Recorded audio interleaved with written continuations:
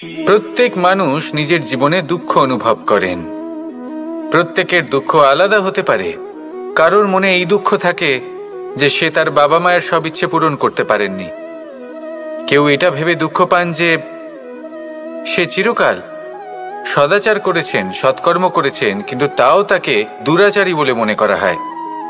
কেউ এটা ভেবেও দুঃখ পান যে তার সামনে যে ব্যক্তি রয়েছেন তার চোখে তিনি শত্রু হয়ে উঠেছেন বা দুষ্ট হয়ে উঠেছেন, যেখানে তিনি হয়তো কোনো অনুচিত কাজই করেননি।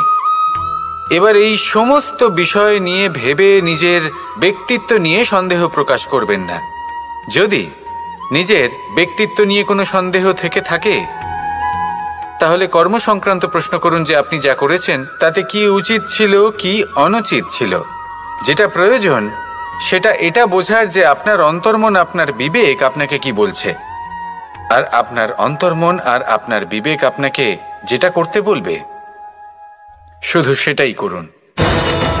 আর তারপরে এই সংসার কি বলবে, কি ভাববে সেসব নিয়ে ভাবতে যাবেন না। কারণ এই সংসার তো ঈশ্বরকেও প্রশ্ন করে থাকে, ঈশ্বরকেও দোষী মনে করে।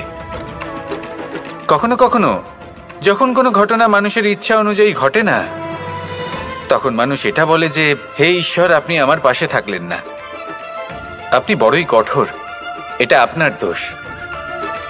যেখানে বেশিরভাগ সময় হয়তো সে নিজেই নিজের কর্মফল ভোগ করছে।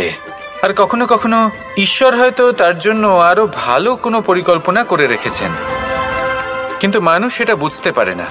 তাই দিনের শেষে যেটা প্রয়োজন সেটা হলো নিজের মনের কথা বুঝতে হবে। আপনার বিবেক কি বলছে শুধু সেটাই করুন, আর সামনে এগোতে থাকুন।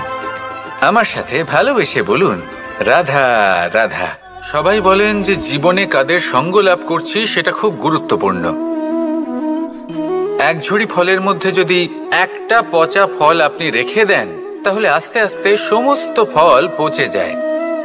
সেই জন্য কথায় আছে যে কুসঙ্গ থেকে দূরে থাকো।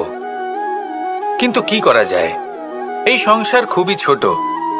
যেখানে আমরা কাজ করি, যেখানে আমরা থাকি, যে পথে আমরা আসা যাওয়া করে থাকি, যে পথে আমরা ভ্রমণ করি, সেখানে এমন অনেক সংখ্যক ব্যক্তি থাকেন যাকে দেখে আমরা মনে করি যে এদের থেকে দূরে থাকতে হবে।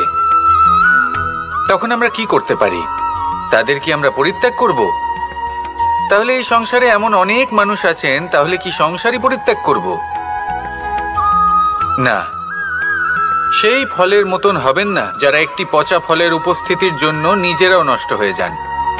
বরং হয়ে উঠুন চন্দন বৃক্ষের মতন, যেটা আসলে সাপেদের বাসস্থান, যেখানে অনেক সংখ্যক অত্যন্ত ভয়ানক বিষধর সাপ থাকে। তারপরেও এই চন্দন, সে কিন্তু নিজের শ্রেষ্ঠত্ব হারায় না, এর মূল্য কিন্তু সেই একই থাকে। মনে রাখবেন, এই সংসারে নিজের সঙ্গ বদলানোর পূর্বে নিজেকে বদলান।